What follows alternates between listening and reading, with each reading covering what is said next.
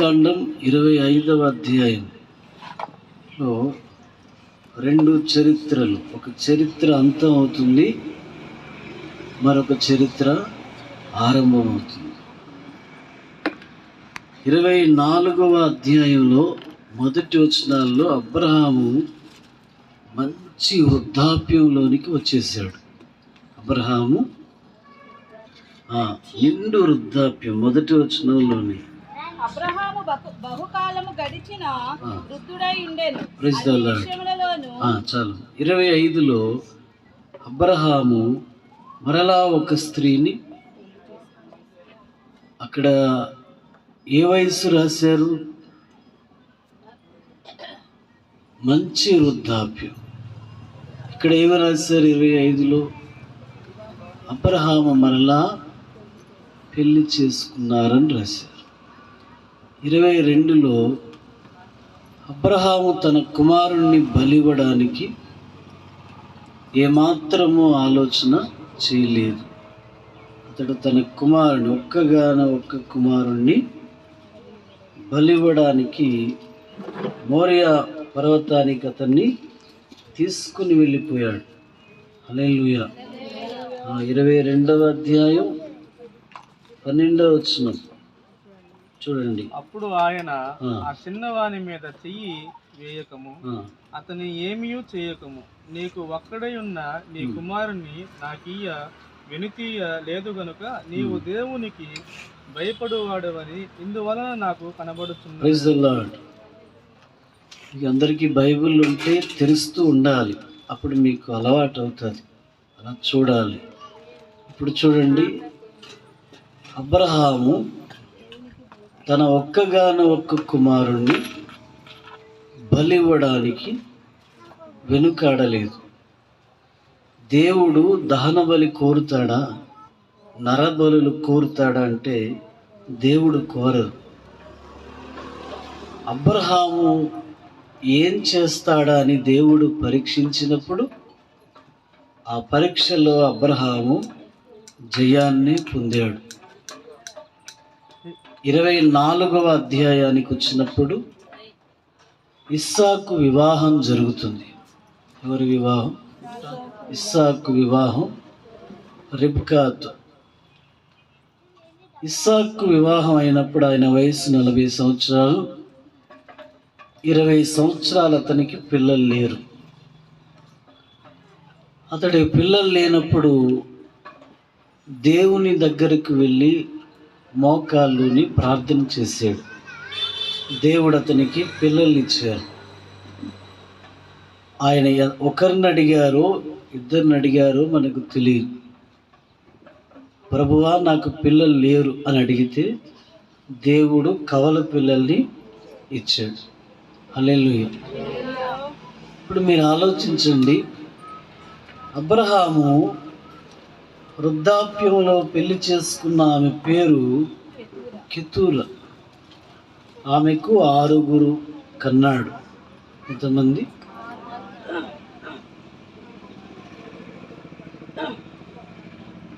ఆమెకు 6 కన్నాడు. ఆ 6 కూడా వాళ్ళ నుండి అస్సూరియులు, లియా అనే మీలు అనే కొన్ని జాతులు వచ్చాయి.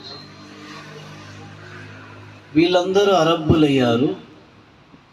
ఇస్మాయిలు హాగరుకు ఇస్మాయిల్ కన్నాడు. అతడి నుండి కూడా అరబ్బులు వచ్చారు. మరి వృద్ధాప్యంలో సారా 127 సంవత్సరంలో చనిపోయింది. ఆమె 23వ అధ్యాయంలో సారా చనిపోతుంది. మొదటి వచనాల్లో చదవద్దు, మరి రాత్రి విన్నామని. ఇప్పుడు 25లో అబ్రహాము చనిపోయాడు. అబ్రహాము చనిపోక మునుపు ఒక స్త్రీని పెళ్లి చేసుకున్నాడు. కెతూరా వయసు తెలియదు, ఆమె వయసు ఎంతో తెలియదు. అయితే ఇంకా క్రిందికి వచ్చినప్పుడు అబ్రహాముకు ఉపపత్నులు కూడా ఉన్నారని 6వ వచనంలో మనకు కనబడుతుంది. హల్లెలూయా. అబ్రహాము ఉపపత్నులకు తన ఉపపత్నులకు కుమారులకు బహుమానం ప్రైజ్ ద లార్డ్. అంటే ఇంకా ఉంచుకున్న వారంటారు, ఆ పదమే వాడుతారు. మరి వాళ్ళకు కూడా బహుమానాలు ఇచ్చారు. ఇప్పుడు ఆలోచించండి, ఆ కాలంలో దేవుని ఆజ్ఞలు లేవు, దేవుని వాక్యము లేదు. పూర్వీకులు అది మనస్సాక్షి కాలం అని చెప్పారు. అయితే దేవుడు తరచూ మాట్లాడలేదు, ఒకసారి అబ్రహాముకు హెచ్చరిక చేశారు. ఆ హెచ్చరిక మనకు 13వ అధ్యాయంలో కనబడతాది. అబ్రహామా, నా సన్నిధిలో నడుచుచు నిందారహితుడవై, 17వ అధ్యాయం 1-2 వచనాల్లో ఉంటారు. నా సన్నిధిలో నడుస్తూ నిందారహితుడవై ఉండుము. Praise the Lord. నీకును చాలు. దాని అర్థం ఏమిటంటే, దేవుడు ఆ కాలంలో తరచూ ఈ విషయాలు చెప్పలేదు, ఒక్క హెచ్చరిక ఇచ్చాడు. ఎవరికి? అబ్రహాము. నువ్వు నా సన్నిధిలో నడుస్తున్నావు గనక నిందారహితుడవై ఉండు అని చెప్పారు. అబ్రహాముకు ఆ మాటలు అర్థమయ్యాయి. అయిపోయిన వివాహం ఎలాగో అయిపోయింది, దాన్ని కొన్నాళ్ళు కొనసాగించాడు. సారా వృద్ధాప్యంలో చనిపోవడం, అప్పటికి అబ్రహాము మంచి ముసలితనంలో ఉన్న మరొక ఆమెను పెళ్లి చేసుకున్నారు. ఇప్పుడు ఏమంటాం? హల్లెలూయా. ఇప్పుడు వృద్ధులు ఎవరైనా పెళ్లి చేసుకుంటే మనం ఏమంటాం? మీరేమన్నారు? హల్లెలూయా చెప్పు. ఆ చేతులు ఎత్తు. వృద్ధులు ఎవరైనా పెళ్లి చేసుకుంటే ఏమంటాం? ఈ వయసులో పెళ్ళి ఏమిటి అని అంటే, అతనికి భార్య లేదు, అప్పటికి కొడుకు పెళ్ళి అయిపోయింది. ఇస్సాకుకు పెళ్ళి అయింది. ఇస్సాకు భార్య అత్తగారిలాగే చాలా అందంగా ఉంటుంది. ఆ రిబ్కా, ఆమె చక్కనిది, ఆమె కన్యక అని రాశారు. అంటే పురుషుడిని ఎరగని. పెళ్ళి చేసుకోబోయే వాళ్ళు ఇలాంటి గుణాలే కలిగి ఉండాలి. వాళ్ళ క్యారెక్టర్స్ అనేవి బాగుండాలి. ముందుగా వాళ్ళ అపవిత్రులై వివాహాలు చేసుకుంటే కొన్ని శారీరక శ్రమలు అనుభవిస్తారు. హల్లెలూయా. సరే, ఇప్పుడు అబ్రహాము మరి ఈ వృద్ధాప్యంలో ఎందుకు పెళ్లి చేసుకున్నారనేది అది ఒక ప్రశ్న.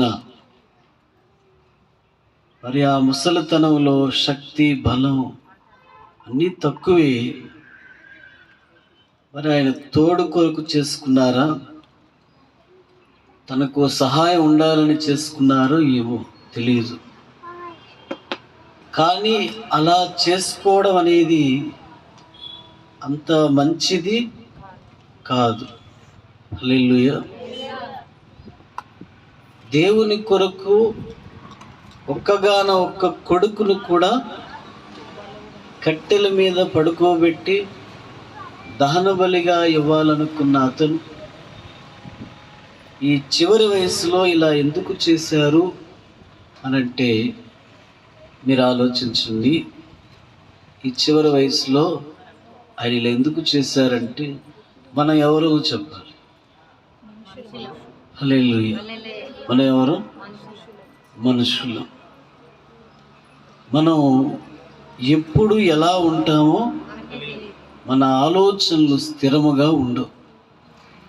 మన మనుషులం, మన ఆలోచనలు స్థిరముగా ఉండవు. మన మనుషులం ఎప్పుడు పడిపోతామో, ఎప్పుడు నిలబడతామో అది కూడా ఒక ప్రశ్నే.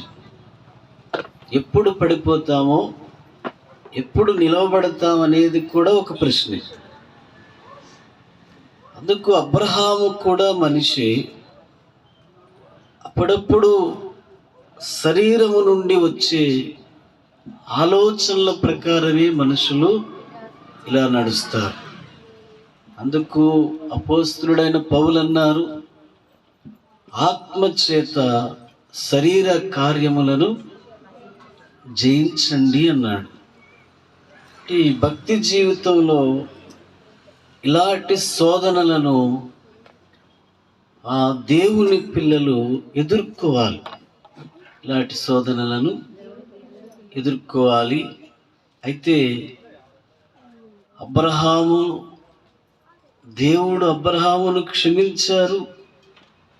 అబ్రహాము పరలోకానికి వెళ్ళాడు. మనలో చావనివి కొన్ని ఎప్పటికీ ఉండిపోతాయి.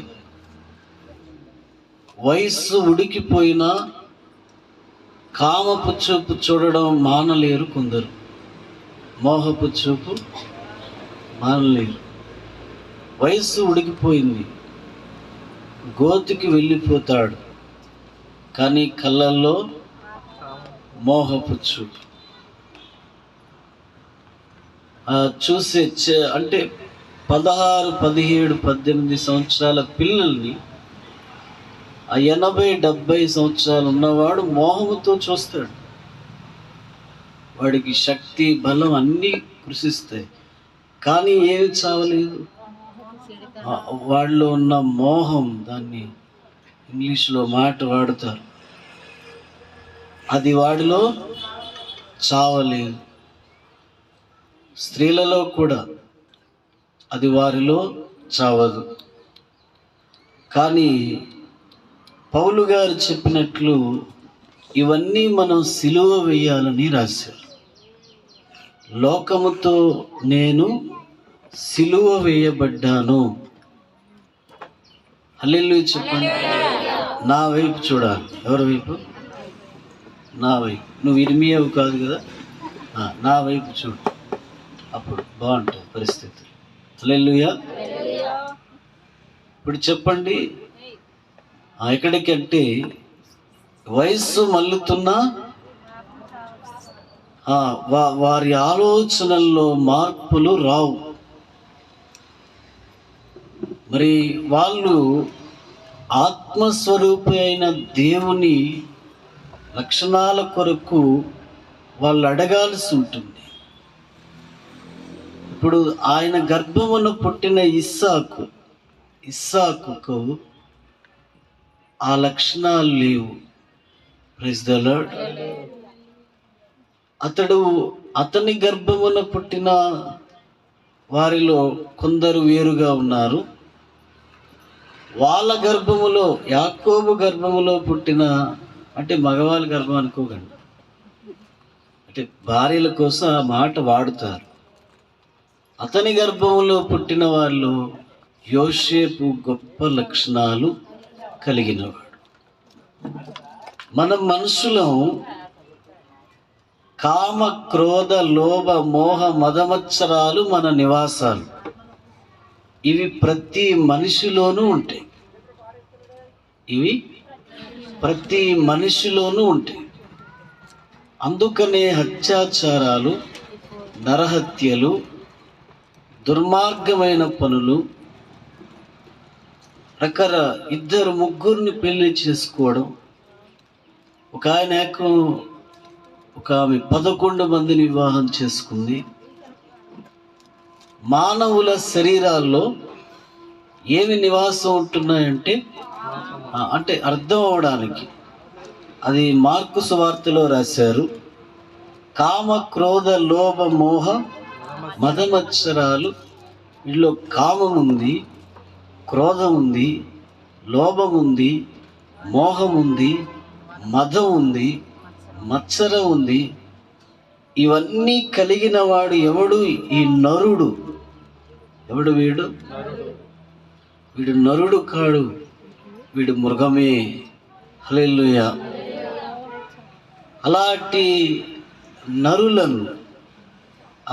నరులను సన్మార్గులుగాను సత్పురుషులుగాను మార్చడానికి పుణ్య పురుషుడైన క్రీస్తు పాలస్తీనాలో నరునిగా జన్మించాడు. హల్లెలూయా. పాపము లేని ఒక మనిషి, సన్ ఆఫ్ గాడ్, పాపము లేని దేవుడు ఆయన జన్మించాడు. ఎవరిని రక్షించడానికి? మనల్ని, నశించిపోతున్న మనలను, పాపులమైన మనలను రక్షించడానికి ఆయన ఈ భూమి మీద కంటే ఈ పాపిష్టి లోకంలోనికి జన్మ పాపము కర్మ పాపము లేనివాడిగా జన్మించాడు. మరియ గర్భములో. మరియను ముక్తావా? ఆమెను ఒక పాత్రగా దేవుడు వాడుకున్నారు, కానీ ఆమె దేవుడు కాదు. ఆమె తండ్రి ఉన్నాడు, ఆమెకు తల్లి ఉంది, ఆమె పేదరాలు, కానీ పరిశుద్ధ జీవితం కలిగింది. యేసు ప్రభువు ఆమె గర్భములో జన్మించాడు, కానీ ఆమె దేవుడు కాదు. ఆమెకు ఆ ధన్యతను ఆయన అనుగ్రహించారు. అందుకని మీరు ఇలా అనొచ్చు, తల్లి లేకుండా కొడుకు ఎక్కడ? ఆయనే దేవుడైతే తల్లి ఎందుకు, కొడుకు ఎందుకు? హల్లెలూయా. ఆయనంతటా ఆయన పుట్టగలడు, ఆయనంతటా ఆయన అదృశ్యం కాగలడు, కనుక ఆయన దేవుడు. ఆయన ఆది అంతమై ఉన్నాడు. మీరు మరియమ్మకు ఎవరు కూడా నమస్కారం చేయకండి. జీవము గల దేవుడికి, నీ కొరకు ప్రాణం పెట్టిన యేసుక్రీస్తు ప్రభువుకే నమస్కరించండి. హల్లెలూయా. మరి అప్పుడప్పుడు వెళ్తుంటానండి, ఏంటి జుట్లు లేక ఏడుస్తుంది లోకం. హల్లెలూయా. నీకు తెగులు రానీయకు. హల్లెలూయా. నీకు తెగులు రానీయకు. ఎన్ని రకాల ఆయిల్ రాస్తున్నారు ఇప్పుడు, అది పెరగాలి పెరగాలి. అటువంటి పనులు చేయకండి. హల్లెలూయా. ఇప్పుడు మీరు ఆలోచించండి, కన్యక గర్భమున అతడు జన్మించి, అంటే యోసేపు మరియమ్మ శారీరకముగా వారు ఉండకున్నప్పుడే, వారు ఉండలేదు, అప్పుడే ఆయన జన్మించాడు. అందుకే మరియమ్మ అంటుంది, మెడికల్ సైన్స్ ప్రకారం ఇలా పిల్లలు కలగరు. అలాంటి కార్యం దేవుడు చేశారు గనక, అది చేసిన దేవుడు ఇంకా ఏవైనా చేయగలడని మరియమ్మ నమ్మిందని కొందరు చెప్తారు. హల్లెలూయా. సరే, ఇప్పుడు మీరు వినండి. కామ క్రోధ లోభ మోహ మదమత్సరములు కలిగిన ఈ నరులను రక్షించడానికి రక్షకుడు వచ్చాడు. మత్తయి సువార్త 1:21 ఆ రక్షకుడు తన ప్రజలను వారి పాపముల నుండి విడిపించడానికి అతను వచ్చాడు గనక ఆయనకు యేసు అను పేరు పెట్టేదవని. యేసు అను మాటకు రక్షకుడని అర్థం. క్రీస్తు అను మాటకు అభిషక్తుడని అర్థం. అంటే ఇలాంటి వాళ్ళందరినీ, అంటే భూమి మీద ఉన్న వాళ్ళందరూ కూడా అలాంటి వాళ్ళే. వాళ్ళను రక్షించడానికి దేవుడు రక్షకునిగాను అభిషక్తునిగాను భూమి మీదకు వచ్చారు. నేను పాపిని అని గ్రహింపు ఎవరికైతే ఉందో వారందరూ ఆయన్ని చేరుకున్నారు.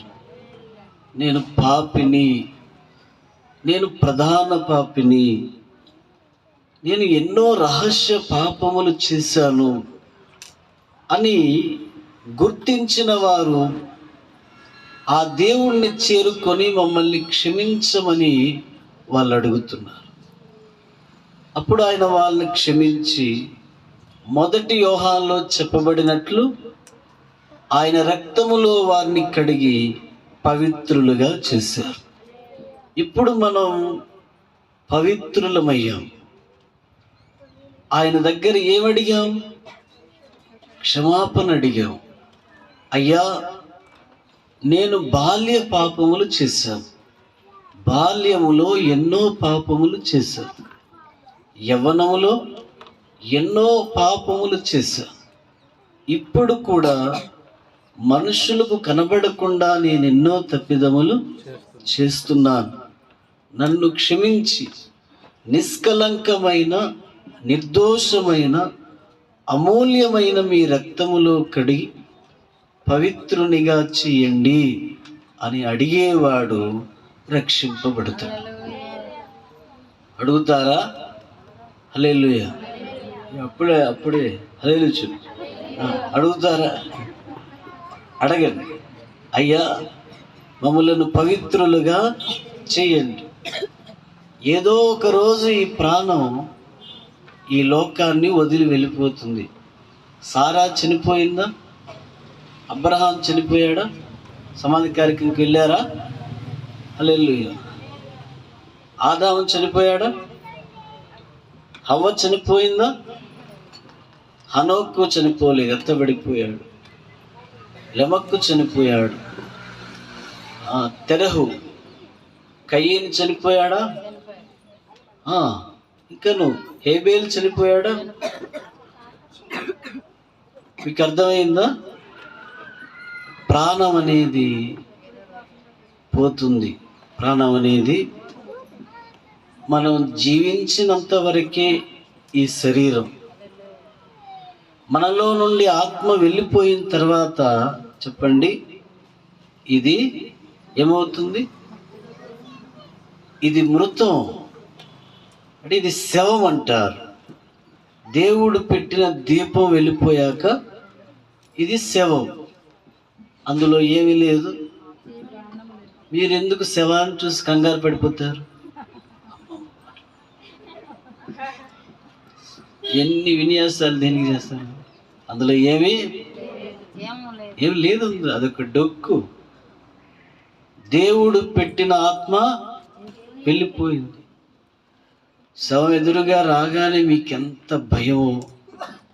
కాళ్ళు శుభ్రంగా కడిగేసుకొని 4 సార్లు తల మీద నీళ్లు చల్లుకొని, హల్లెలూయా, దేనికి చేసావో నాకు తెలియాలి. హల్లెలూయా.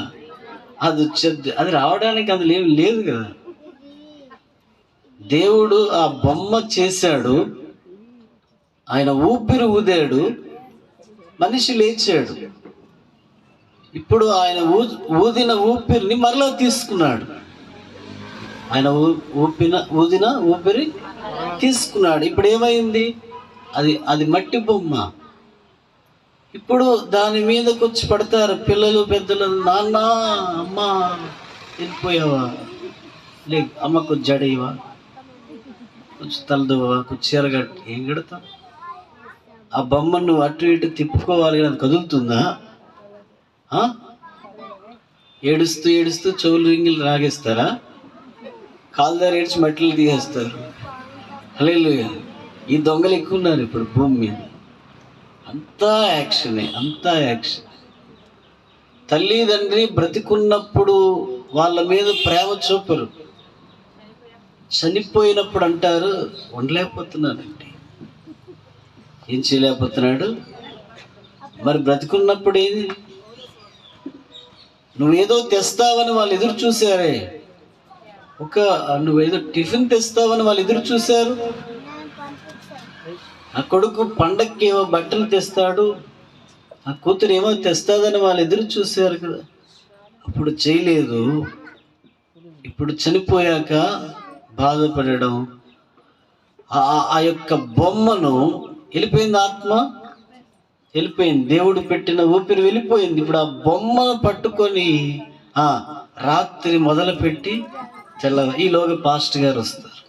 అమ్మా, ప్రార్థన చేసుకుందాం, ఇప్పటికే చాలా సమయం అయింది, తీసుకెళ్ళాలి బాబు అని మళ్ళీ స్టార్ట్ చేస్తారు. మళ్ళీ స్టార్ట్ చేస్తారు. స్నానం చేసినప్పుడు వాళ్ళు చూపిస్తారు. ఇంకా అది మామూలుది కాదు, బాధ ఉంటుంది, కాదని లేదు. కానీ అసలు విషయం ఏమిటో తెలుసు?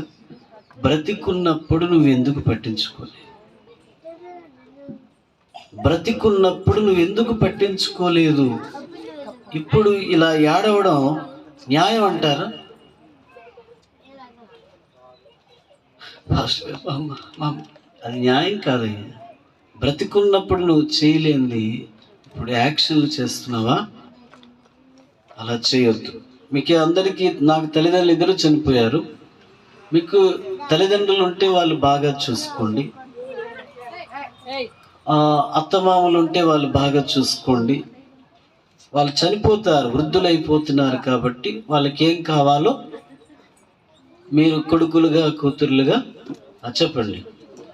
మీరు చేతులు ఎత్తుతున్నారా లేదో చెప్పండి. చూసుకోవాలి, అది మీ యొక్క బాధ్యత. హల్లెలూయా. ఇప్పుడు చెప్పండి, మనం భయపడవలసినది శవాలకు కాదు, దేవునికి భయపడాలి. ఎవరికి భయపడాలి? మనము దేవునికి భయపడాలి, దయ్యాలకు కాదు, దేవునికి భయపడాలి. పాపము చేయడానికి భయపడాలి. కానీ ఒక చిల్లంగి పెట్టేవాడు అలాగ వెళుతుంటే నువ్వేం చేస్తావు? హల్లెలూయా. ఎందుకలా అంటే వాడు పెట్టడట. అలా వేసేందుకు వాడు రెండింతలు పెట్టాడు. నన్ను చూసి ఉమ్మేస్తావా, నీకు నిమ్మకాయ విసురుతానంటాడు. హల్లెలూయా. అలాగ మనం తప్పించుకోగలమా మాంత్రిక విద్యల నుండి? యేసుక్రీస్తు రక్తము తప్ప మాంత్రిక విద్యల నుండి మనల్ని కాపాడేది ఏదీ లేదు భూమి మీద. హల్లెలూయా. ప్రార్థన చేసుకోవడం, పాపములు ఒప్పుకుంటే మన చుట్టూ దేవుడు కంచె వేస్తారు. ప్రపంచంలో ఉన్న మాంత్రికులు, ఈజిప్ట్లో ఉన్న మాంత్రికులు ఒకటై వచ్చినా ఎవరూ నీకు హాని చేయలేదు. అది ఆయన శక్తి. హల్లెలూయా. కానీ మీరు దేన్ని నమ్మారు? నేను తిడతాను, బూతులు తిడతాను వాడు నాకు సాధారణంగా నువ్వు ఎందుకు పనికిరావు అన్నందుకే అవతల వాడి కోపం వస్తే నువ్వు బూతులు తిడతాడికి ఎలా ఉంటుంది? హల్లెలూయా చెప్పండి. దేనికి భయపడుతున్నారు? చేతబడి చేసే వాళ్ళకు భయపడుతున్నారు, చిల్లంగి పెట్టే వాళ్ళకు భయపడుతున్నారు, దేవునికి భయపడడం లేదు. ఇంకా ముందుకు వెళ్ళండి. మనుషులు భయపడవలసింది దేవునికి. ఆయన సహవాసం పోతుందని పాపానికి భయపడాలి. ఎవరికి భయపడాలి? మొదట దేవునికి. ఆయన సహవాసం పోతుందని పాపానికి భయపడాలి. అప్పుడు వాళ్ళ జీవితాలు బాగుంటాయి. హల్లెలూయా.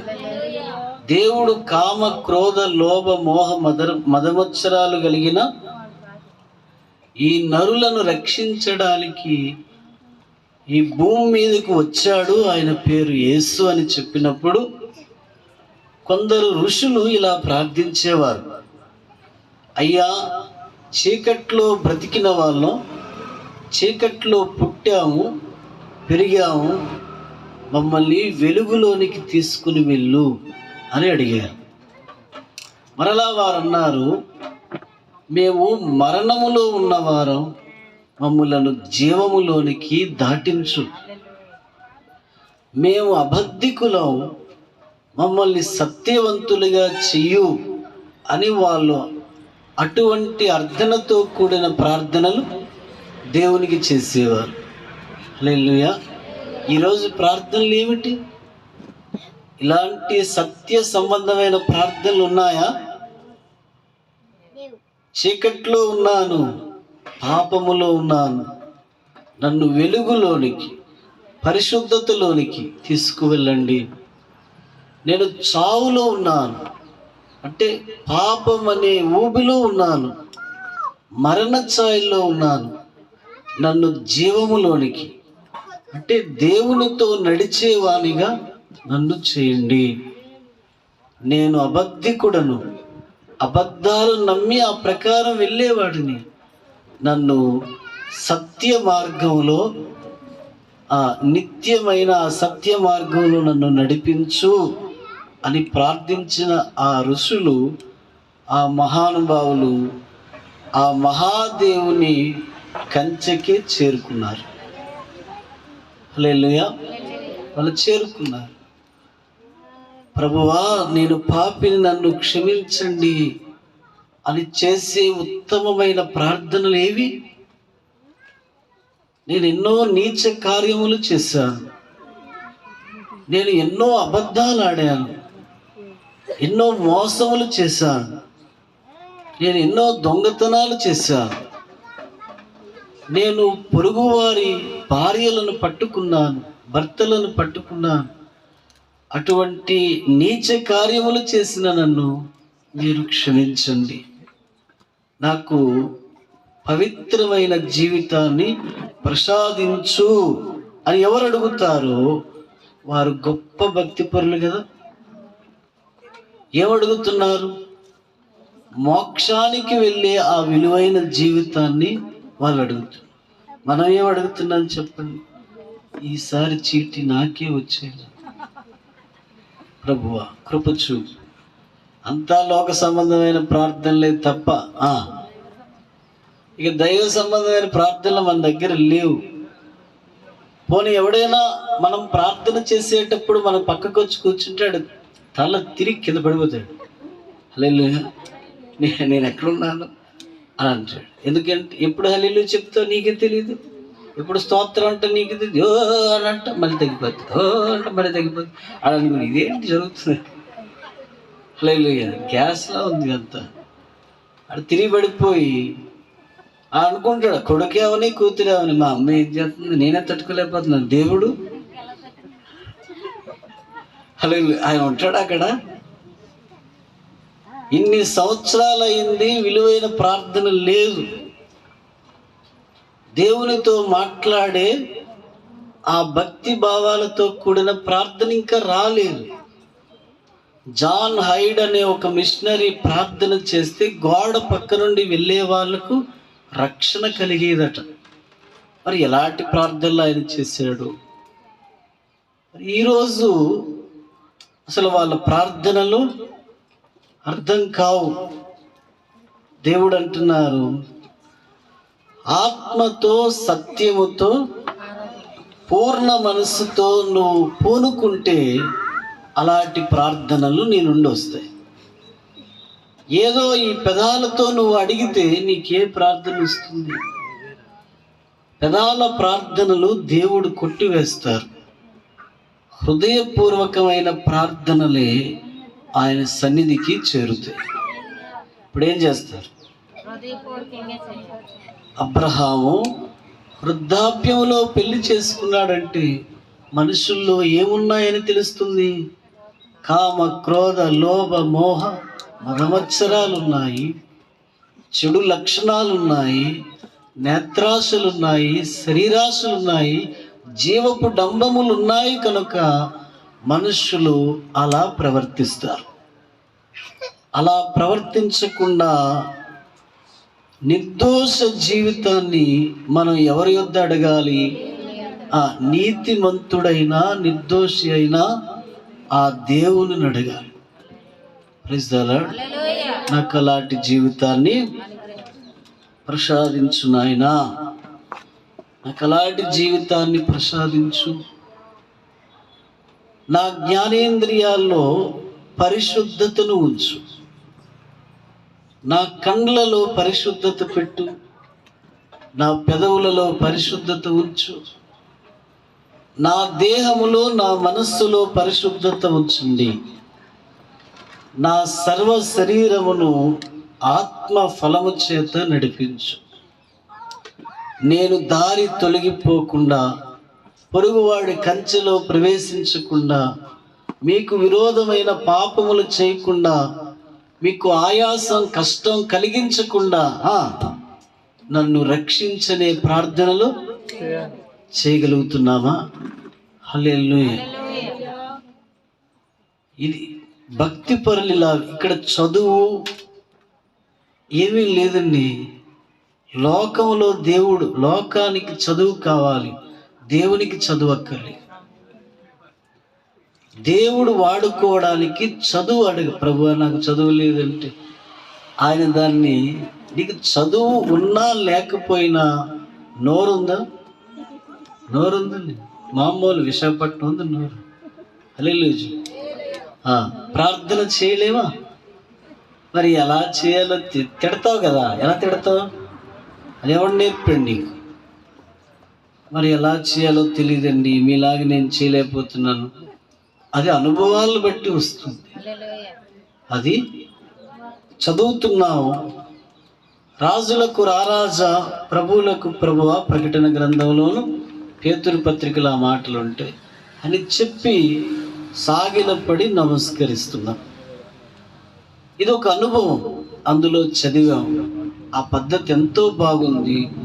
ప్రభువుకు నిండు హృదయంతో నమస్కారం చేయగలుగుతున్నాం. దీనికి చదువు ఏముంది? అక్కడ దేవుని సేవకులు బోధిస్తున్నారు, జాగ్రత్తగా విని ఆ ప్రకారం నువ్వు దేవునితో నడవచ్చు. కానీ మనస్సు పెట్టకపోతే నువ్వు నడవగలవా దేవునితో? ఈరోజు మనుషులు దేవుని ఎదుట లోక సంబంధమైనవన్నీ అడుగుతున్నారు, పర సంబంధమైనవి ఏవి వాళ్ళు అడగడం లేదు. అందుకు దేవుడు ఏమన్నారు? మొదట నా నీతిని, నా రాజ్యమును వెతకండి, తర్వాత మీకు కావలసినవి అనుగ్రహింపబడతాయని చెప్పారు. ఈ గుడారాల్లో ఉన్న వాళ్ళు ఎవరైనా, ఇలాంటి ప్రార్థనలు చేసిన వాళ్ళు ఎవరైనా ఉంటే మీరు చాలా ధన్యులు. దేవుడు, ఆ భగవంతుడు మిమ్మల్ని ఆశీర్వదించి ఇంకా ఉత్తమమైన అనుభవాల్లోనికి నడిపించునుగాక. ఒకవేళ అసలు ఆ ప్రార్థనలే చేయకపోతే మీరు మహాధన్యులు. దేవునికి స్తోత్రం. నువ్వు నమ్ముకొని ఎన్ని సంవత్సరాలు అయింది?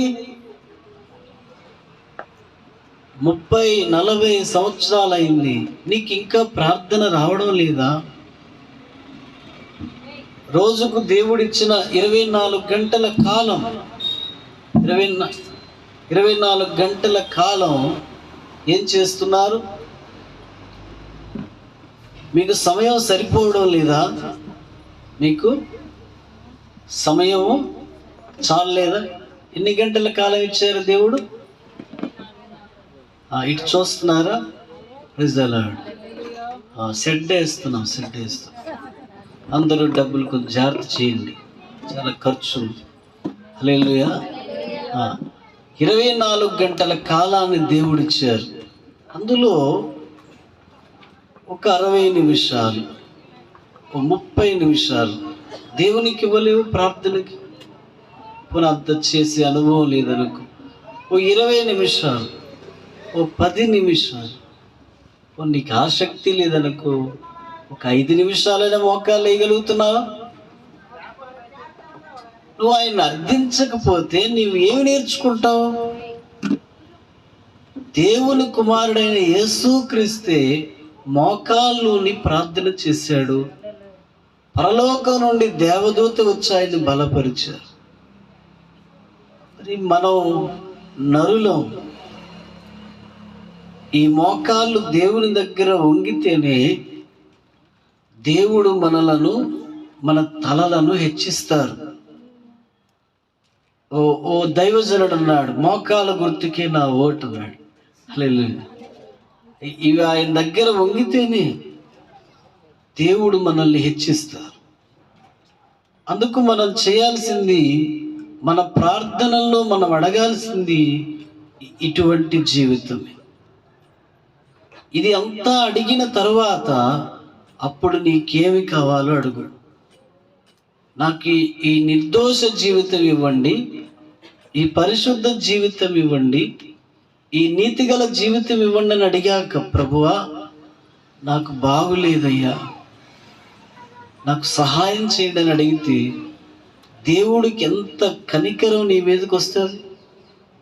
హల్లెలూయా. ముందు తనని దిద్దుకున్నాడు, ఇప్పుడు ఏమడుగుతున్నాడు? నన్ను అడుగుతున్నాడు అని దేవుడు సంతోషపడి నీకు సహాయం చేస్తాడు. కానీ మనం డైరెక్ట్ హల్లెలూయా, మొదట మోకాళ్ళు వేయగానే నాకు అస్సలు బాగాలేదు ప్రభు, మళ్ళీ బైబిల్లో వాక్యాలన్నీ చూపిస్తావు. నేను స్వస్థపరిచేహో అన్నీ, నువ్వు పొందిన దెబ్బల చేత నాకు స్వస్థ కలుగుతుంది, ఇవన్నీ నువ్వే చెప్తావు. అరే అవును, ఆయన చెప్పారు. మరి ఇన్నాళ్ళు ఎందుకు అడగలేదు? వాక్యం దేవునికి చెప్పేస్తున్నారు మనుషులు, దాని భావాలతో ప్రార్థనలు చేయలేకపోతున్నారు. ఇప్పుడు మీరు ఆలోచించండి, ముందు నిన్ను దిద్దుకోవడానికి ప్రార్థనను ఉపయోగించుకో. నాలో గరుకుతనం ఉంది ప్రభువా, దాన్ని ఏం చెయ్యు, అది నున్ననగా చెయ్యి. నేను ఎవడి మాట వినని మూర్ఖురాలను, నాలో ఆ స్వభావాన్ని తీసివేయి, నాలో ఆ స్వభావము తీసివేయి. నేను బహు కఠినమైన వాడిని ప్రభువా, నాకు మృదు స్వభావం ఇవ్వు. నేను కామాంధుడను, కామాతృత గలవాడను. నాకు ఉన్న దానిని, నాకు మీరిచ్చిన హద్దులు దాటి వెళ్ళకుండా నన్ను కాపాడు. నేను ధన పిశాచిని ప్రభువా, నాకు డబ్బు ఆశ ఎక్కువ, దానికోసం ఎటువంటి గడ్డి అయినా నేను తింటాను. నాలో ఆ ధన ఆశను తొలగించు అయ్యా. నాలో తగ్గింపు లేదు, నేను చాలా గర్వాంధుడను, పొగరబోతును. నా చదువును బట్టి, నా రూపమును బట్టి అతిశయిస్తాను. నాకు తగ్గింపు ఇవ్వు తండ్రి. అయ్యా, నేను కాలాలు సమయాలను చాలా దుర్వినియోగపరుస్తాను. చూడరాని వాటితో నా కాలాలు వ్యర్థం చేసుకుంటాను. మీరిచ్చిన ఈ దృష్టిని సినిమాలు, అశ్లీలమైన దృశ్యాలు చూసి పాడు చేసుకుంటున్నాను. నా నేత్రాలకు పరిశుద్ధతనివ్వు నాయన.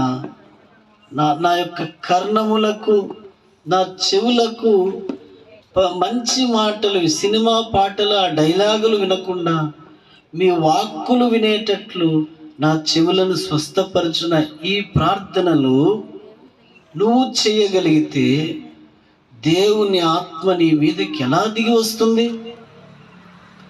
నువ్వు ఒక ఆత్మపూర్ణుడుగా ఉంటావు. నువ్వు నీ గృహంలో అడుగు పెట్టగానే దయ్యాలు వెళ్ళిపోతాయి. నువ్వేమి వాడి జుట్టు పట్టుకుని వేసినాలు వెళ్తావు ఎలా అన్నీకి ఫోన్ చేయంటావు. అలా వీడికి వెళ్ళకపోతే నన్ను పిలుస్తావు. Praise the lord. నువ్వు ఇంత ఆత్మపూర్ణుడు అయి ఉంటే ఇక దెయ్యంతో ఏం పని? నువ్వు అడుగు పెట్టగానే అది వెళ్ళిపోతుంది.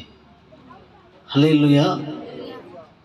ఇలాంటి ప్రార్థనలు మనం ఎందుకు అంటే మన యొక్క స్టేటస్ ఏమిటంటే, మనం జన్మ పాపులం, కర్మ పాపులం కూడా. అంటే పుట్టినప్పటి నుండి పాపులమే, పెరుగుతున్నప్పుడు కూడా అదే వాతావరణంలో మనం పెరిగాం. మన శరీరంలో నుండి పాపం ఉంది, మన రక్తం అంతా కూడా పాపమే. ఇది పాపం చేయడానికే ఎక్కువ ఆతృత పడుతుంది. అలాంటి శరీరాన్ని అదుపు చేసుకోవడానికి క్రీస్తు దగ్గరికి వెళ్తున్నాం. ఈ శరీర క్రియల వల్ల ఒకరోజు నరకానికి మనుషులు వెళ్ళిపోతారు. పాపము చేయకుండా బ్రతికిన వాళ్ళు నిత్య రాజ్యానికి, పరలోకానికి వెళ్తారు. అక్కడికి వెళ్ళడానికి క్రీస్తును పట్టుకుంటున్నాం. ప్రకటన గ్రంథంలో రాస్తారు, సార్దీసులో ఉన్న ప్రజలు గొర్రెపిల్ల రక్తంలో వారి వస్త్రాలను తెలుపు చేసుకుంటున్నారు. యేసుక్రీస్తు రక్తములో మన పాపములను కడుక్కుంటూ రోజు పవిత్రులుగా మనం బ్రతుకుతున్నాం గనుక ఏదో ఒక రోజు మన పోకడ జరిగినప్పుడు మనం చనిపోము, దేవునితో కూడా ఉంటాం. మనం ఇక్కడ చనిపోతాం, ఇక్కడ ఈ డొక్కుని లోపల పడేస్తారు, అక్కడ మనం తరతరాలు ఉంటాం, దేవుని ముఖమును చూస్తాం. ఇప్పుడు మనం చెప్పుకుంటున్న అబ్రహామును అక్కడ చూస్తాం, ఇస్సాకు, యాకోబులు మనకు కనబడతారు. అనేక మంది పరిశుద్ధులు, లెక్కకు విస్తరించిన పరిశుద్ధులందరినీ మనం అక్కడ చూస్తాం.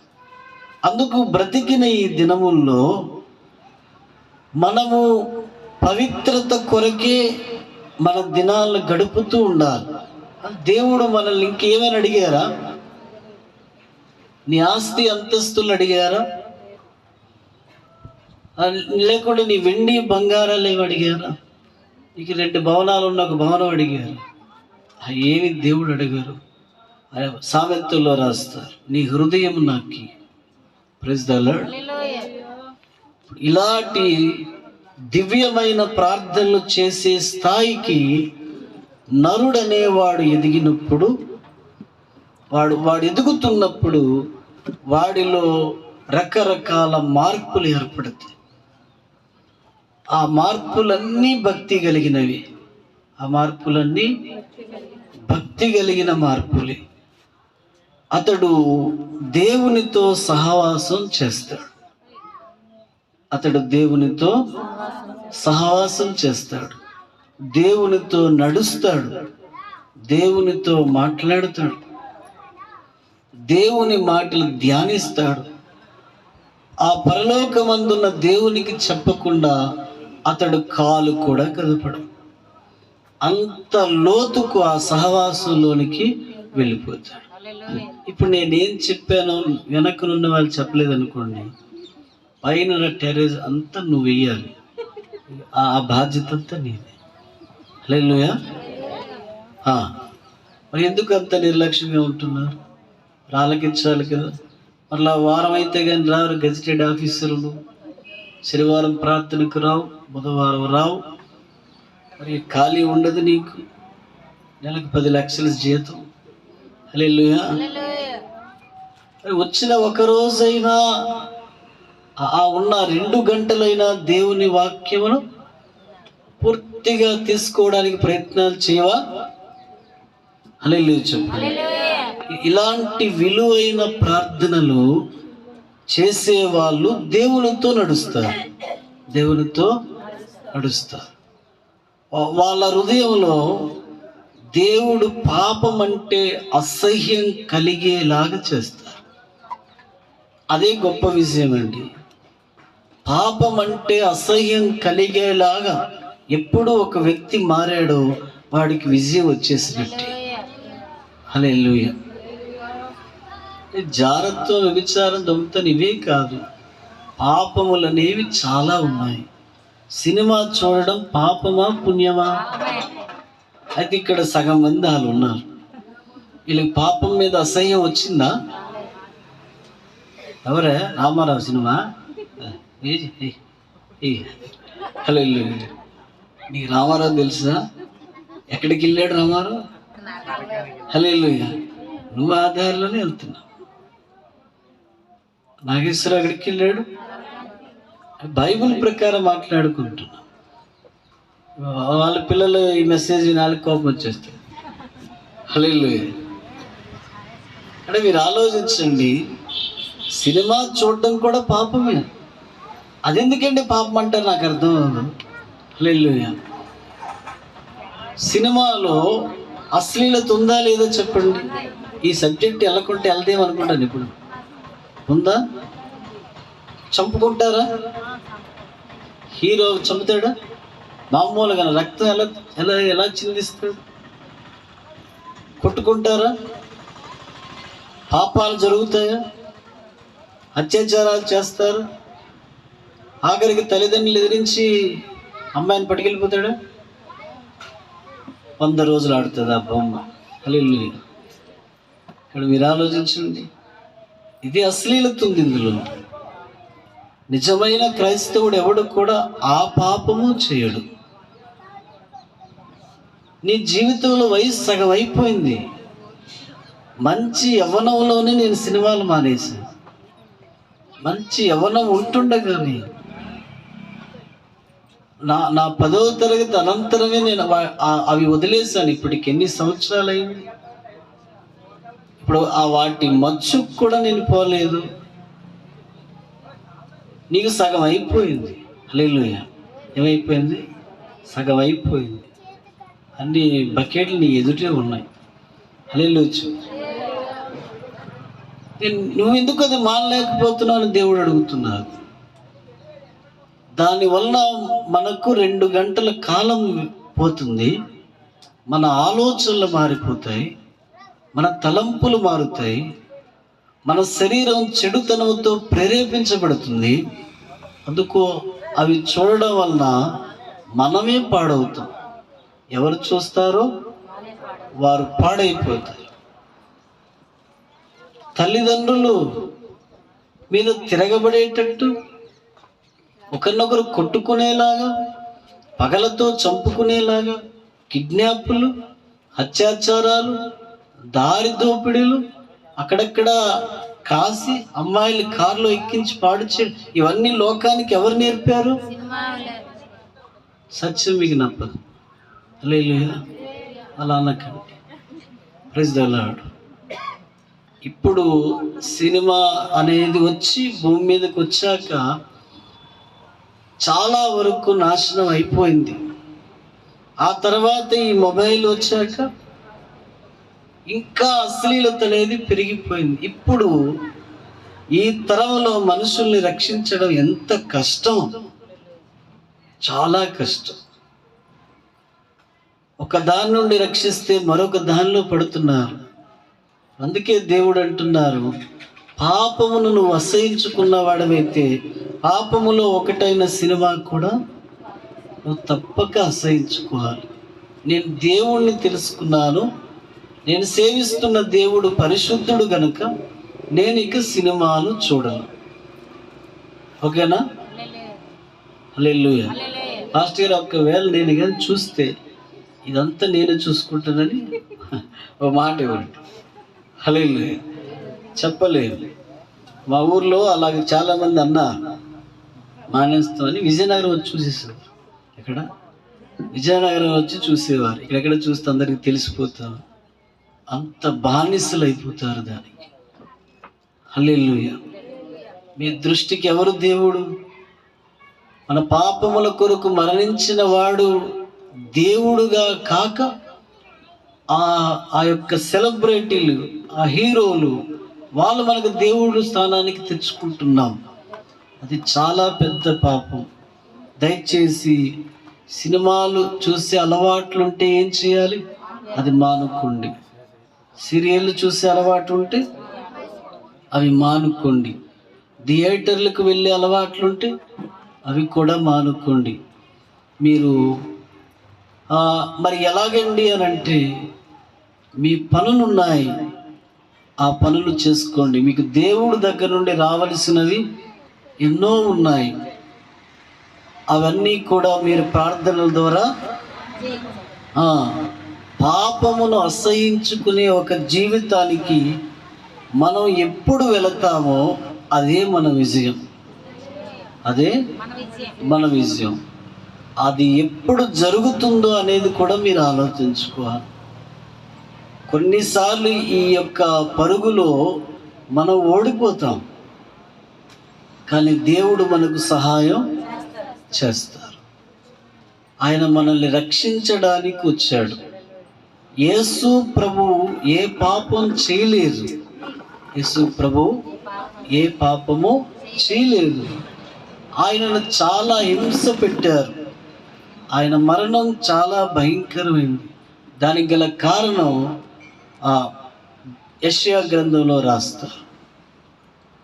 మన పాపములు దేవుడు ఆయన మీద మోపారు.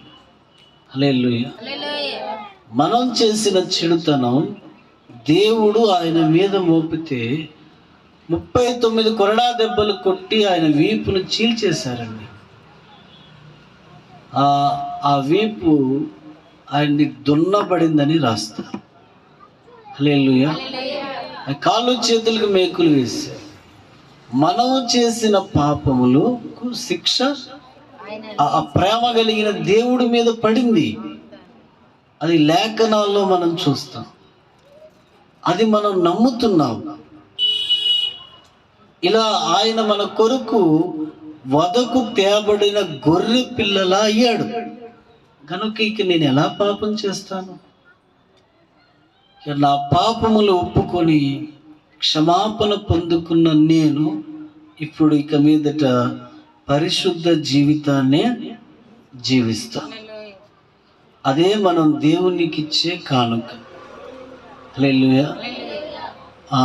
అదే మన శరీరమును పాడు చేసుకోకూడదు. చెడు వ్యసనాలను వదిలేయ, అన్ని వ్యసనాలు, చెడు అలవాట్లు మానుకోవాలి. ఒక క్రొత్త జీవితం, మనం క్రొత్త మనుషులమయ్యాము, పూర్తిగా మార్పు పొందాం. సో పాత లక్షణాలు ఏవి మనలోనూ కనబడడం లేదు అన్నట్లుగా మనం బ్రతికితే మన ఇంటి వాళ్ళు కూడా రక్షింపబడతారు. హల్లెలూయా. ఏదో మార్పు వచ్చింది నీలో ఏదో మార్పు కలిగింది. అవును, ధర్మప్రకాష్ వాళ్ళ నాన్నగారు అదే మాట అన్నారు కదా, కొడుకు దేవుణ్ణి నమ్ముకుంటే నువ్వు నమ్ముకున్నావని నేను నీ దేవుణ్ణి నమ్మనురా అన్నాడు వాళ్ళ నాన్న. రాజస్థాన్లో ఉన్నత కుటుంబస్తులు, బ్రాహ్మణులు. 10 సంవత్సరాల ఆ కుమారుణ్ణి గమనించాడు వాళ్ళ నాన్న. 10 సంవత్సరాలు అతని మాటల్లో మార్పు చూశాడు, అతని నడవడిక చూశాడు, ఆయన తగ్గింపు చూశాడు. 10వ సంవత్సరం ఆయన పుట్టినరోజు నాడు వాళ్ళ నాన్న అంటున్న మాట ఏమిటో తెలుసా? బాబు, సాధారణంగా తల్లిదండ్రులు బిడ్డల దగ్గర ఏవైనా నేర్చుకుంటారు, కానీ నేను నీ దగ్గర నేర్చుకున్నా. నీ దేవుడిని నా దేవుడుగా చేసుకుంటా. హల్లెలూయా. ఎలాంటి జీవితం అది? అలా ప్రభావితం చేసి ఇప్పుడు మన పిల్లలు ఏం చూస్తారండి మనలో ఆ జీవితం మనం ఇస్తేనే వాళ్ళు మారుతారు. భర్త భార్యను చూసి మారడం లేదు, భార్య భర్తను చూసి మారడం లేదు, పిల్లల తల్లిదండ్రులను చూసి మారడం లేదు. ఎందుకు మారడం లేదంటే అక్కడ వెండి తెర మీద వాళ్ళు నటీనటులు, మన ఇళ్లలో మనం నటీనటులు. హల్లెలూయా. ఇక ఊరు వెళ్తా ప్రార్థన ఊరు వెళ్తున్నాం, బస్ ఎక్కాలి, ప్రార్థన. చాలండి భక్తి. హల్లెలూయా. డబ్బులు వచ్చి దేవునికి కానుక ఎంత వచ్చింది? 1,00,000 వచ్చింది. ఎంత ఇస్తున్నావు? 100 రూపాయల 1,00,000 దశభాగం ఎంత తెలుసా నీకు? హల్లెలూయా. 100 రూపాయలు.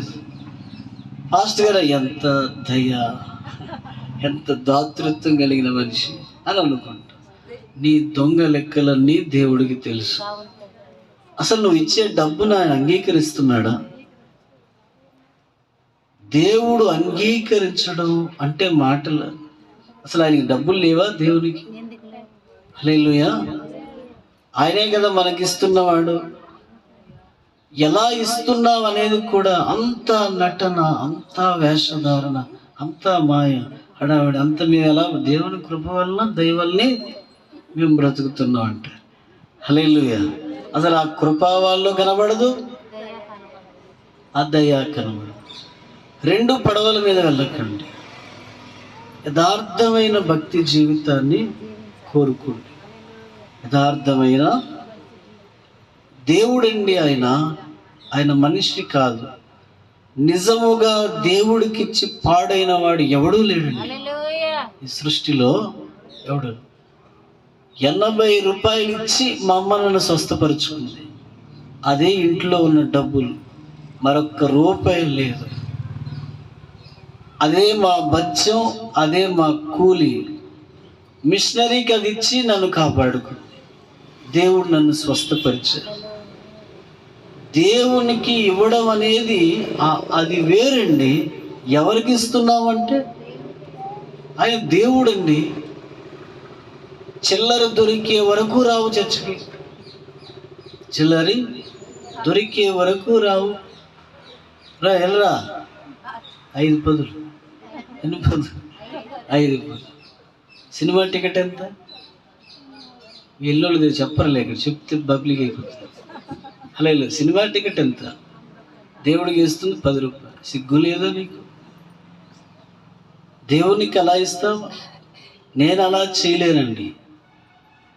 ఎందుకంటే వారమంతా కాచి కాపాడిన దేవునికి నేను అలా ఇయ్యలేను. మాకు కలిగిందే ఇస్తామండి. నిజం చెప్పు, బాగా నిజం మాట్లాడు. నీకు అదే కలిగిందా? చిల్లర మార్చావా? మార్చు. కొంతమంది తెచ్చి కూడా ఏరు తెలుసా, యాక్షన్ చేస్తారు. ఏం చేస్తారు? యాక్షన్ చేస్తారు. వేసినట్టు చెయ్యడతారు. దేవుడు ఆయన మనిషి కాదు, నటించకండి. ఎవరైనా దేవుడు, ఆయన నటనలు వద్దు. దేవునికి ఇవ్వాలి అనే ఆశ నీలో ఉంటే అది ఏదైనా సరే అబ్రహాం ఇచ్చినట్లు ఇస్తాం. ప్రభువా తీసుకోండి. ఎక్కడుందండి అంత సంపూర్ణ దాతృత్వం మనలో? ప్రతి దానికి ఆలోచిస్తాం కనుక మన ఇళ్ళన్నీ కనాలే. మన కుటుంబాలు, మన భర్తలకు రంధ్రాలు, మనకు రంధ్రాలు, పిల్లలకు రంధ్రాలు. హల్లెలూయా. అంతా ఆలోచన లెక్క. ఎంత ఇచ్చానో మళ్ళీ డౌట్. కొన్నిసార్లు ఇచ్చేసి కూడా ఇంటికి వెళ్ళి ఎంత ఇచ్చేసానో పాస్టర్ గారికి, ఎంత వెళ్ళిపోయింది, ఎక్కువ వెళ్ళిపోయిందా? అమ్మ నువ్వు ఎక్కువ తెలుసు కదా, దేవుడికి తెలుసు. ఒక నోట్ ఇలా లాగి దానికి వెళ్ళాలి కానీ మళ్ళీ వెనక ముందు. హల్లెలూయా. నువ్వు ఎలాగ ఇచ్చేస్తావు? నువ్వు ఇచ్చేస్తావా?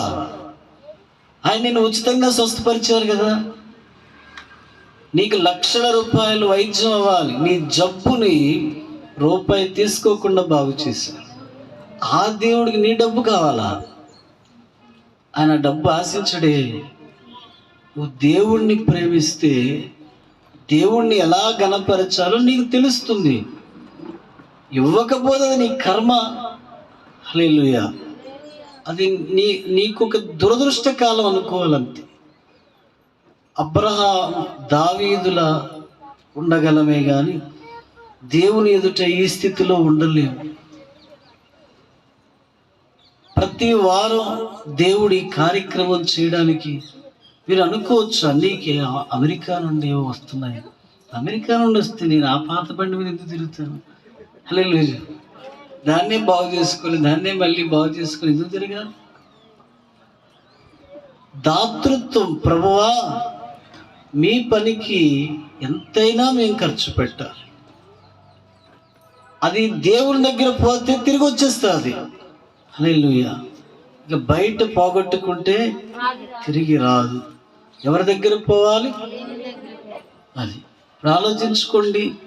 పాపాన్ని అసహించుకునే జీవితం కోసం మొదటి వచనాన్ని బట్టి దేవుడు ఈ మాటలన్నీ చెప్పారు. అబ్రహాము ఏ వయసులో పెళ్లి చేసుకున్నాడు? నిండు వృద్ధాప్యం. మనుషులెవరు?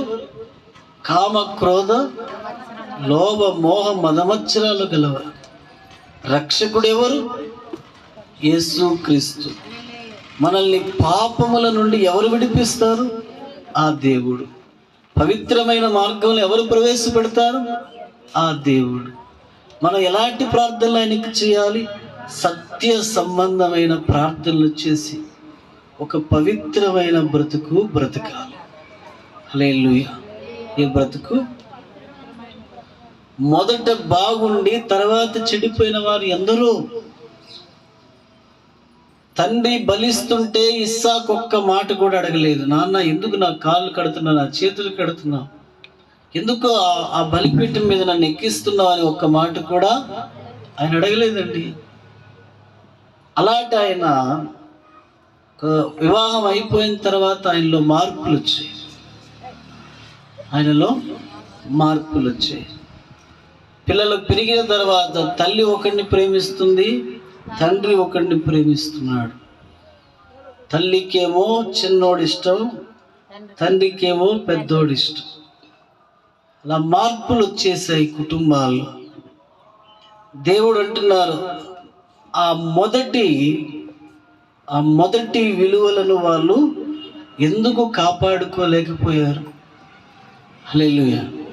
దేవుడి కంటే మన బిడ్డల్ని మనం ప్రేమించవచ్చా? దేవుడి కంటే మన కడుపును పుట్టిన పిల్లల్ని. అసలు ఆ పిల్లలు ఎవరిచ్చారు? మీరు ఆలోచించండి. ఈరోజు మీ అమ్మాయి పుట్టినరోజు అనుకు మందిరం మానేస్తావా? మీ బాబు పుట్టినరోజు మందిరం మానేస్తావా? అసలు నీకు పిల్లలు లేనప్పుడు ఏమడిగావు? ప్రభువా సహాయం చేయి, వీళ్ళనిస్తే నేను వీళ్ళని నీకు సేవకులుగా, ఆ సేవకులుగా సంఘానికే రారాను. హల్లెలూయా. నువ్వు ఇంకే సేవకులకి ఇస్తావు? ఆ సంఘానికే రాని మనుషులు అయిపోయారు. దేవుడు అనేది మొదట మనం అందరము ప్రేమించవలసింది దేవుణ్ణి, ఆ తర్వాతే మన కుటుంబాన్ని. ఒక కుర్రోడు ఎలక్ట్రికల్ జాబ్ చేస్తున్నాడు. మా గ్రామంలో ఆయనకే మొదటి ఉద్యోగం వచ్చింది ఎలక్ట్రికల్ డిపార్ట్మెంట్లో. వాడు జాబ్ చేస్తున్నాడు. అయితే వాడు భక్తిపరుడు కాడు. అయితే ఎక్కడ ఉద్యోగాలు చేస్తున్న వాళ్ళకి శత్రువులు ఉంటుంటారు అప్పుడప్పుడు. అంటే విన్న మాట ఏమిటంటే, అతడు ఫోన్ మీద పని చేస్తుండగా ఎవరో వెళ్ళి పవర్ ఆన్ చేశారు. అది తొడ దగ్గర కట్ అయిపోయి ప్రాణం వదిలి చనిపోయాడు. వాళ్ళ నాన్న వచ్చి యేసు ప్రభు పటాలు ఉన్నాయి వాళ్ళ ఇంట్లో 10-20 ఉంటే అవన్నీ కళ్ళతో కొట్టేశాడు, కింద నేసి తొక్కేశాడు. నువ్వు దేవుడువా? నువ్వేం దేవుడు నా కొడుకుని కాపాడలేదు అని అడిగాడు. నేను ఆశ్చర్యంగా చూస్తున్నాను.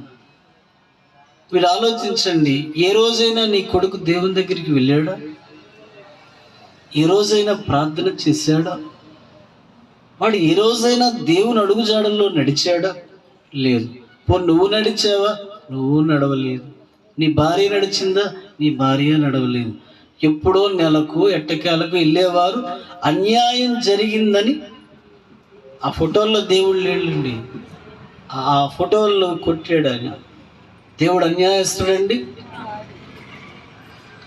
దేవుడు అన్యాయస్తుడు కాడు. ప్రార్థన చేయలేని మనం అన్యాయస్తులు అవుతున్నాం. నీకిచ్చిన బిడ్డల కొరకు ఎవరు ప్రార్థించాలి? పాస్టర్ గారు ఎవరు? నువ్వు ప్రార్థన చేసుకోవాలి. వాళ్ళ క్షేమం కొరకు ఎవరు ప్రార్థించాలి? నువ్వు చేసుకోవాలి. వాళ్ళ మారు మనసు కొరకు ఎవరు ప్రార్థించాలి? నువ్వు చేయాలి. వాళ్ళ ఆరోగ్యం కొరకు నువ్వు చేయాలి. నా పిల్లలు ఎవరికైనా బాగులేకపోతే నేను వాళ్ళ కోసం దేవుడిని అడుగుతాను. అలాగే మీరు అడగాలి. అవతల దేవుడు నాకు అన్యాయం చేశాడు అనడం మంచి లక్షణమేనండి? అతనికి ఉద్రేకం ఉంది తప్ప ఆలోచించే శక్తి లేదు. నీకేదైనా నష్టం జరిగితే దేవుడు చేశారంటారా? మరి మన పాపాలకు అది ఫలితం అనుకోకూడదు. మనం చేసిన దోషాలకు అది ఫలితమేమో. స్కూల్లో అందరితో గొడవలు పెట్టుకొని ఇంటికి వస్తే మా నాన్నగారు అన్నారు, నేను ఎప్పుడూ స్కూల్కి రాలేదు కానీ నీ వల్లనే స్కూల్కి వస్తున్నాను అన్నాడు. ఎవరి వల్ల? హల్లెలూయా. నా వల్ల వస్తున్నాడట. ఇది అందరితో గొడవలే. హల్లెలూయా.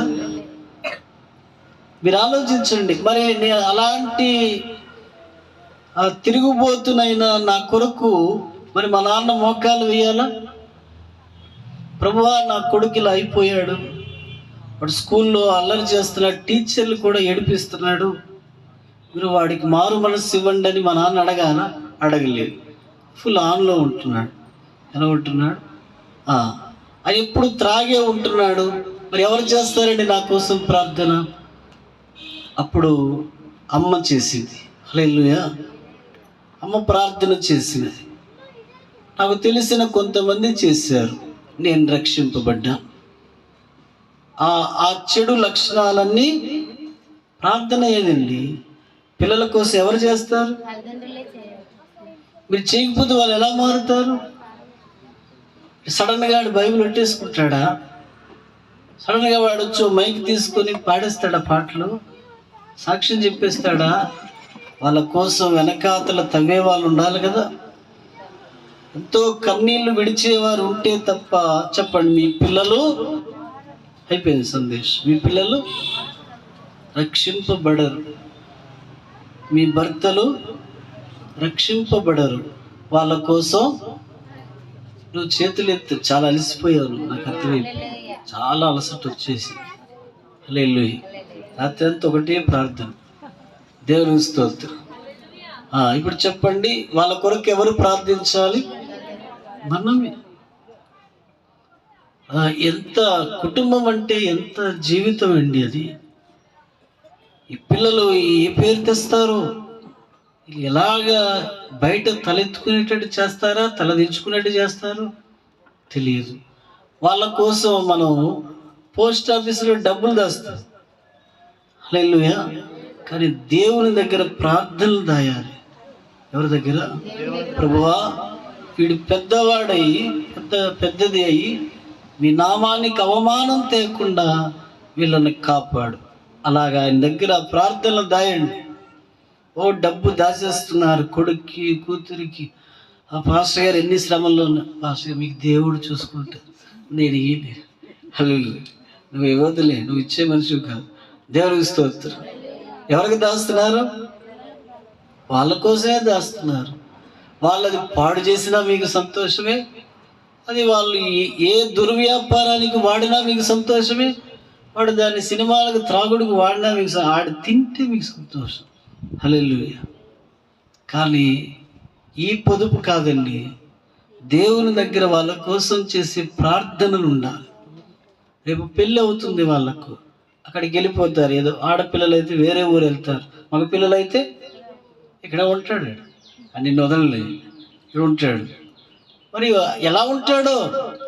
2 కుటుంబాలు ఎడతాడా, లేక ఆమె భర్తకు ద్రోహం చేస్తుందా? ఎలా ఉంటారో తెలియదు. ఇప్పుడు ఏమంటావు? ప్రభువా, నా పిల్లలు దేవుని నామమునకు అవమానం తెచ్చే పనులు వారు చేయకూడదు, వారు అలా జీవించకూడదు అని వాళ్ళ కొరకు ప్రార్థించే వాళ్ళు ఎవరు? కన్నావు నువ్వు, నేనే. హల్లెలూయా. తల్లిదండ్రులుగా ఉన్న మనమే వాళ్ళ కోసం ప్రార్థనలు చేయాలి. ఇంకెవరో చేయాలి. పాస్టర్ గారు ఉపవాసం ఉండండి. ఎవరి కోసం బాబు? నీ కొడుకు కోసం నేను ఆకలితుండానా? హల్లెలూయా. సరిపోయింది. నీ కూతురు కోసం నేను ఉండాలి. నువ్వేం చేస్తావు? ఊరికి తిరుగుతావు. నువ్వు చెయ్యి. ఆకలితో ఉండి వాళ్ళ కోసం ప్రార్థన చెయ్యి. వాళ్ళు మారు మనస్సు పొందాలి, చెడు జీవితాన్ని మానుకోవాలి, వాళ్ళు దేవుణ్ణి తెలుసుకోవాలి, మరి చెడ్డ అలవాట్లు మానుకోవాలి. చిన్న పిల్లలు సిగరెట్లు తాగుతున్నారు, కైనాలు వేస్తున్నారు, ఏవేవో డ్రగ్స్ తీసుకుంటున్నారు, అప్పుడే ప్రేమలు అనుకొని తిరుగుతున్నారు. నువ్వేమి నాకు చూడక్కర్లే, నేను చూసేసుకున్నాను అంటున్నారు. ఏడు చూసేసుకున్నారు. హల్లెలూయా. ఇలాంటి వాళ్ళ కోసం ఎవరండి ప్రార్థనలు చేస్తారు? మీరే చేయాలి. ప్రభువా, సమాజంలో నా తల ఎత్తుకునేలాగా చేయండి, మీ నామానికి అవమానం కలిగించకుండా చేయండి అని నువ్వు అడిగితే అవన్నీ దేవుని సన్నిధిలో, ఆయన బుడ్డీలో అవి దాచబడతాయి. ఏంటవి? ఈ ప్రార్థన. అర్థమైందా? పాపాన్ని అసహించుకునే జీవితం జీవించాలంటే మనం విజయం సాధించినట్లేనండి. మనల్ని రక్షించడానికి ఆ రక్షకుడు వచ్చాడు, ఆయన రక్షించాడు. ఇగో ఇప్పుడు నీ చెయ్యి నా చెయ్యి పట్టుకొని ఆయన పవిత్రంగా నడిపిస్తున్నాడు. ఇంతవరకు నడిచాం, ఆయన కృతజ్ఞతలు. ఇక ముందు కూడా మనల్ని దేవుడే నడిపించును కాక. ప్రార్థన చేసుకో.